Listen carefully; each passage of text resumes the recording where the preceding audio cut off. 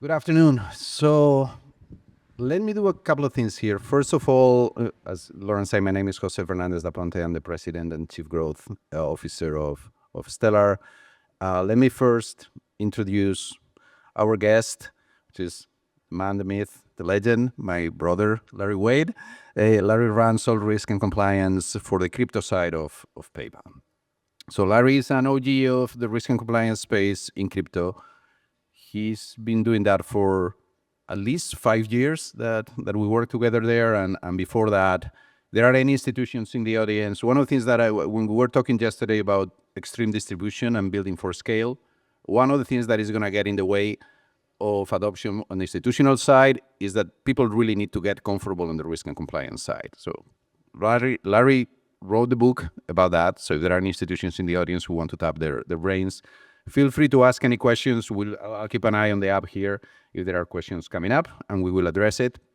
And we're going to split the conversation into. First of all, we're going to make an announcement, and then we're going to also cover the risk and compliance piece. So, announcement.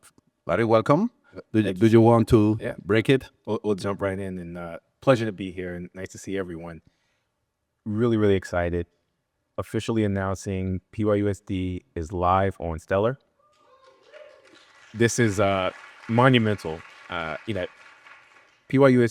is a stablecoin that's built to help revolutionize commerce for payments, etc. Totally in line with what Stellar is looking to do. So we're extremely excited. Can't wait to get it out in the ecosystem. And you guys hear it first. We are officially live. And that is fantastic and relevant in so many ways. As Larry was saying, we were talking about that earlier, is like horse and carriage and like peanut butter and jelly. Stablecoins on PayPal and Stellar are two things that are meant to be together. For those of you who are less familiar with PYUSD, with the PayPal stablecoin, it's one of the very few stablecoins that are issued in the US, regulated in the US, that have broken over $1 billion in market cap. So it's at 1.3 billion market cap today. Is the OG of stablecoins issued by large fintechs. Everybody and their mothers these days are looking into issuing stablecoins. PayPal went there way before it was fashionable and took some very relevant risks. And we'll share some of that story today. Maybe it's not gotten enough attention, the fact that it's actually one of the fastest growing USD stablecoins worldwide. The stablecoin space has grown about 20% year to date. The PayPal stablecoin has grown 160% year to date. So there is a ton of adoption that is happening, and it's the only stablecoin that is supported on the PayPal ecosystem. So it's available to millions of both PayPal and Venmo users. And when these guys will go live with Pay with Crypto at checkout, which they announced a few months back, that means that if you're part of the Stellar ecosystem, so supporting PYUSD in your wallet. So if you hold PYUSD on Stellar, on Bitcoin.com, or Cheaper Cash, or Meru, or Lobster, your users will be able to buy at checkout at millions of PayPal merchants straight from your PayPal, from your Stellar wallet, which is bloody amazing. We can do, and I am not disclosing anything that is not public information here. 7 billion in monthly volume on the stablecoin side, 2.7 million transactions per month. Importantly, 1 million retail transactions, and that's where Stellar and PayPal are very aligned on driving everyday financial services, because that million does not include bots or MBB or capital markets stuff. Those are tickets under $250 that are transacting on chain on that stablecoin. So it's a fantastic pairing. It's really a stablecoin that is built for everyday financial services, now deploying on the enterprise-grade blockchain for everyday financial services. Larry, why now? Why Stellar? Yeah, I mean, it's interesting. You look back the last few years, there were headwinds galore. As I now can kind of, do a post-mortem and we're on the other side of it, I think it was wonderful for the entire ecosystem, because I like to say we are now anti-fragile. We have proven that we can withstand a lot, which is excellent, because that's a solid foundation to move towards where we can be. So one, we actually have tailwinds now for the first time. Two, it is really, really important to now bring utility to this technology. I've said for a while, stable coins are kind of the initial killer app for Web3, because it bridges the real world from a fiat perspective and the Web3 world. So regulatory, tailwinds, change in sentiment, some movers in the space, going public, et cetera. Now is the time to lean in. And at PayPal, it was deliberate and under Jose's leadership, challenging yet rewarding to go from 0 to 1. Now we're in a moment where it's time to hyperscale, and we need to make sure that we partner accordingly and deploy PYUSD on the appropriate chains. So now is the time to really lean in and really grow and show everyone what this technology can do. Tell us, Larry, you and I spent a ton of time talking about risk and compliance and how in this space is not a place where you want to move fast and break things. You need to move fast and not break anything that should not be broken. What can you tell the audience, either the institutions in the audience who are thinking, should we have an X USD stablecoin and fill the blank for X, or the developers and the folks in the ecosystem who are building, who want to sell their products through the wares and through the platforms, and they need to make that pitch of, you guys evaluate stablecoins and you evaluate blockchains and you evaluate, PayPal also has a crypto trading capability in the app where you decide which tokens you're going to list or not. What are the lessons learned through these years in the battle of the do's and don'ts? Yeah, absolutely. This is technology, but you got to understand that when you are looking at moving value, and this is around the world a common theme, regulators and governments, they look at it with a more discerning eye. So you must come in, with a mindset of, we need to be compliant. We need to be risk-based. We need to be able to have frameworks that we can defend. You are playing in a space that I'd like to say, I created something a couple years ago for certain conversations called my zip code method, because it was very apparent that 80% of what is needed exists from a best practices perspective to be able to launch products in this space, whether it's from existing regulatory frameworks or best practices in risk management and compliance. There's this interesting 20% delta that is really net new. For example, in PayPal, if we have Ethereum listed, but there's an ERC20 that we don't list, but someone sends it in via transfer, what do you do with that? That is a completely new risk that you need to think about. Or the travel rule is something that, whether you're dealing with the NYDFS or the MAS in Singapore or the FCA in the UK or the CSSF in Luxembourg, doesn't matter. Everyone's looking at travel rule. But how do you handle travel rule when you're dealing with DeFi or unhosted wallets? So what you want to be able to do is understand that you're not going to be able to get around the tried and true best practices of risk management from policies and procedures, enterprise risk management program, being able to understand what regulations are applicable to you and your business. Do you have a proper reg change management program? And then do you have a risk-based approach that can be reperformed by a key third party, i.e. maybe internal audit or regulator, that you can defend, that it can be easily unwound? You have to be able to kind of come in with that mindset to handle that 20% delta. And that'll help you with boards. If you're, looking for VC funding, I sit on the board for PayPal Ventures. And when new, opportunities come and I evaluate it from a risk and compliance lens, I look at these things, even if you're nascent. So for example, free advice here, but a lot of times I'll hear from the entrepreneurs, we just relied on legal. That is excellent, but that is not risk compliance reg. You also need to be thinking about that foundation, because you can't build a foundation of a skyscraper. You can't build a skyscraper on the foundation of a residential house. It'll sink. So you want to do things correctly. That way you can kind of spend the remainder of your time with the fun stuff, which is innovating and helping to kind of change the world, for lack of better words. So build on the stuff that is already there. Yep. Adapt for the stuff that is not there, because it's a different game. Don't do ad hoc stuff. Be programmatic. And excuse my French, don't do shit that does not scale. Yep. Because one of the things that you see in this space is the speed at which things happen.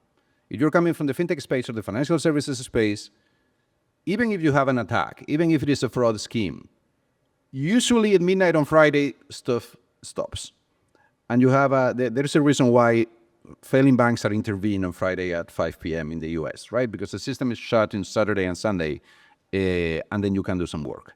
In our space, Rust never sleeps. Yep. So and you can be out for the weekend, and if you show up on Monday morning, then something has happened somewhere and you haven't been paying attention. So the level of speed at which you need to react and the level of transaction monitoring and automation, that's why we insist so much on be programmatic, do reps, don't rely on serendipity, don't do manual workthroughs. There are no shortcuts. So you need to invest in this stuff.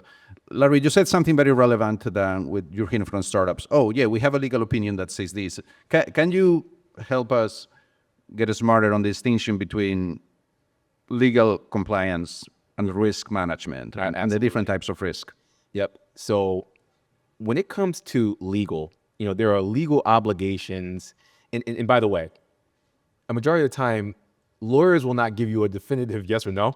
They'll kind of give you an approximate.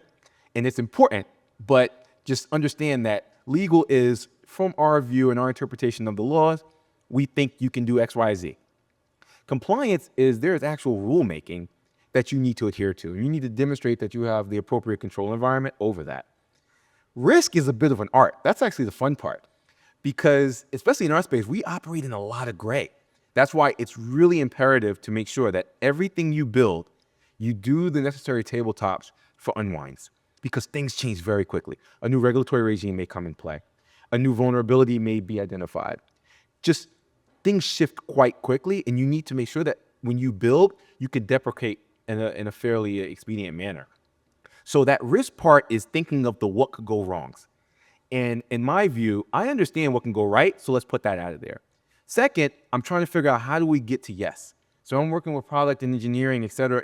I'm not a no person. I am a how do we get to yes? That way, when I do say no, you can trust that we've done the diligence and we can support. Oh, he does say no. So I stand very firm on the no's. I don't say no, convince me. It's more, how do we get there? And just making sure that you can kind of have that nimble mindset to manage for, and I hate to say this, those negative fat tails. We all know the kind of day-to-day things that can go wrong, and that will occur. But what you want to make sure is that you are building in procedures that can withstand those major tail events that could actually sink you. So that's where the art comes in as well, because there's a bit of imagination that's required.